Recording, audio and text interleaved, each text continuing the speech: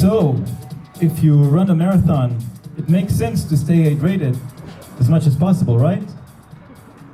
Not exactly. After successfully completing my first marathon, I almost died of drinking too much water. There is such a thing, water intoxication. So I had a bit of time to celebrate, but then I got sick. And the next thing is I woke up in the hospital, people around me telling me I was waking up from a coma of 36 hours. And then I spent another week in hospital. And my life was in grave danger. And if my wife hadn't been there that evening, I wouldn't be here with you. But how did I get there? Well, on marathon day, I didn't eat enough, not before, during, or after. I had too much water, not enough salt. Salt is critical for the operating system, for our nerves. I made a huge mistake that day in that marathon. But 1 year later, I returned to the scene of the crime. I did another marathon, no issues that time, and another and another. Now I'm training for my 8th one. And this is not a story about stubbornness or grit. There are advantages to running and training for a marathon, and let's explore them. Let's start with a bit of movement. So, you remember the time that people spoke on their phone a lot? Some of them were getting up and doing lots of gestures with their hands while they were speaking. Nobody saw these gestures. It doesn't matter. There's a reason behind it. When we move our body, we increase our creativity by something like 60%, according to a study. And just more oxygen flows to our brains, and it increases the cognitive ability, and we also get sort of a bigger verbal working map. Think of it, verbal working memory. Think of it as a big map that you can see all the details with clarity. Good stuff. And so move your body, it moves your mind. Also in business, if you have a presentation, it's better to move just a bit. And let's pick up the speed a bit. Let's go out for a run. So, when you do more intense exercise, there's another study which put people doing exercise at 80% of maximum heart rate, and it showed even better functions, more accuracy, executive functions, and another thing is what's called the runner's high. So the body releases endorphins and endocannabinoids. Yeah, it's legal, totally legal, and for me it gives me that can-do approach, that confidence, which is necessary to lead and succeed. But what happens afterwards? Well, after around 50 minutes or so, according to studies, that verbal working memory begins shrinking. That's when you have all these options, but they begin squeezing and you need to summarize. And you also begin thinking about what's next. And you see things with more clarity. In Catalan, quan corro I veig clar. When I run, I see things clearly. And you try to think about, okay, I know what I need to do, but how many things can you hold in your brain? More recent study, in the past they thought it's 7 things. It's only 4 according to more recent data. Is the number of things you can keep in your mind. But maybe just settling for one is good enough. The one thing I'm going to do after I finish. One thing needs to be aligned with values, with the North Star, with the thing we're trying to achieve. And you get more of those intense runs on when you train for a marathon. So what's so special about a marathon? Well, getting these big, nice pictures, but also, more importantly, there are 3 main differences. First, that nutrition thing I talked about at the beginning. So if you run a lot, there's natural progression. It's more or less linear from 5K to 10K to 21K half marathon. And nutrition can be almost an afterthought. No big deal. But when you run a marathon, you need to eat well, not only on marathon day, but you also need to prepare for what you eat on marathon day. So lots more preparations. Second thing, contrary to those shorter runs, when you train for a marathon, which is 42 kilometers, you never reach the full distance during the training season. You reach 30, 32, depending on your plan. And so there's never a dry run. You never do the full distance. You're working towards one day. And when that one day arrives, you don't immediately get a second chance. You're tired. You're ensuring an injury. Even professional athletes do usually around 2 marathons a year. That's it. Now, when you're training for a marathon, it's 3-4 month effort. It's your overriding priority. You're investing in something, and you're sacrificing other things like socializing. And you want to get back to that after the run. So these things make a difference. And let's begin working on the training plan. So the first thing is, well, exploring. Think of a marathon training season as a new venture, launching a new product, or even an exercise of where do I see myself in 5 years. So with running, you can try new shoes, it's fun. You can try yoga, skip the gym, make some changes. And one thing I always do is speak to people who have experience. And also in life, it's good to speak with people who are where you want to be or have done what you want to do. And you get some knowledge. These people want you to ask them questions, and they can help you make a plan and get going.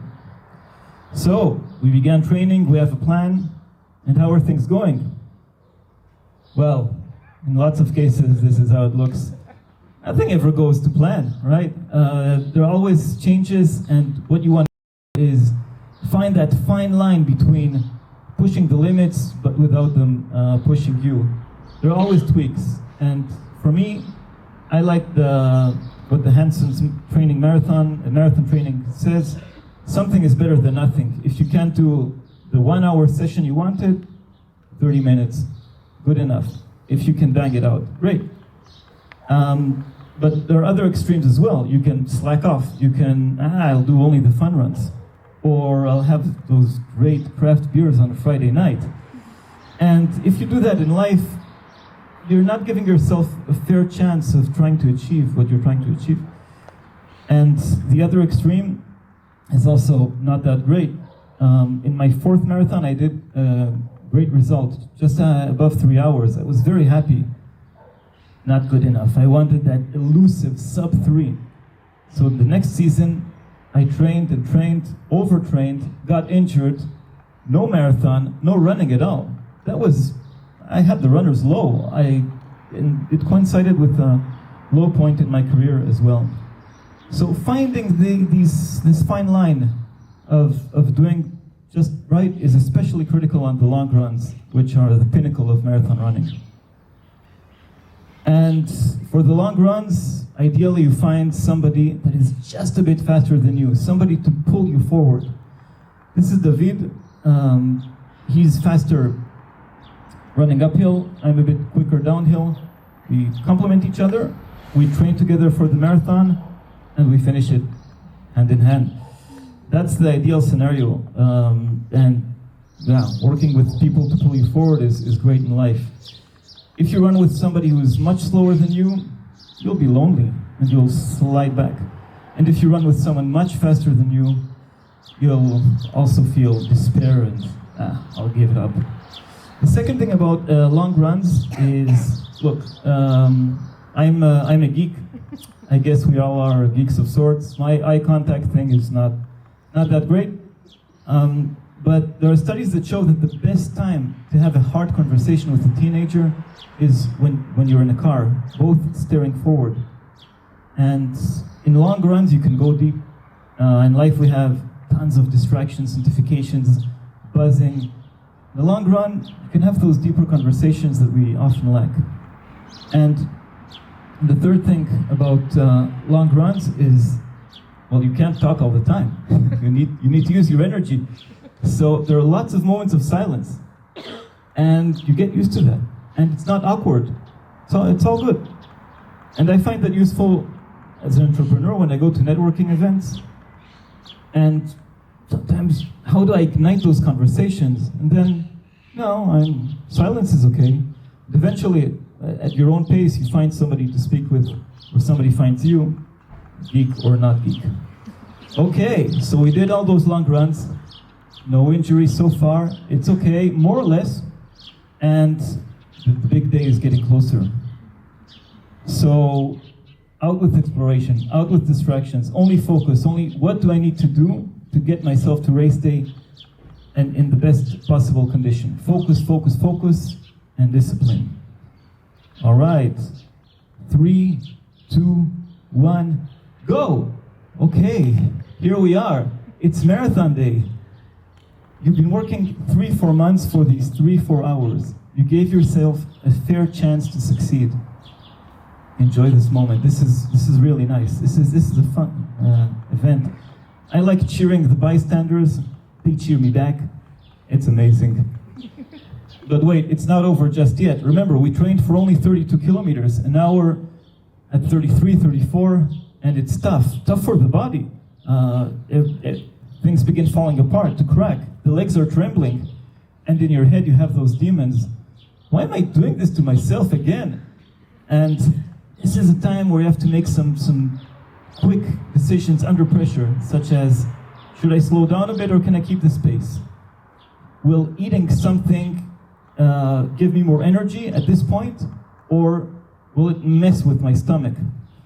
And for me, having to make these decisions under such physical pressure makes it easier afterwards to make business decisions when there's a bit more time and not that much exertion of energy. And then you get closer to this, and there's this shiver through the body, the feeling of, yeah, I'm gonna make it.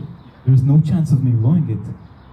And then you cross the finish line, and your body is so fatigued, you totally lose control of your emotions. This outburst of emotions is also an amazing moment. And I say savor these moments. We often rush to worry about the next thing. It's so important to celebrate victories. So, we talked about having somebody to pull you forward. Talked about time to explore and the time to focus. And in general, a marathon is doing something outside your day-to-day, something bigger, something that can turn transformative, something serious. And I want to leave you with just one thought. If you have a marathon in mind, don't wait until you're fit or any other excuse. Sign up for one and then name it. Name it means telling everybody, I signed up for a marathon, wow. And they'll echo it back to you. They'll keep you accountable and they'll help you out. They'll want to do that. And they'll help you figure it out, make a plan. And the same goes for business or anything else. So name your North Star and build a team around your dream. Just don't forget to eat. Thank you very much.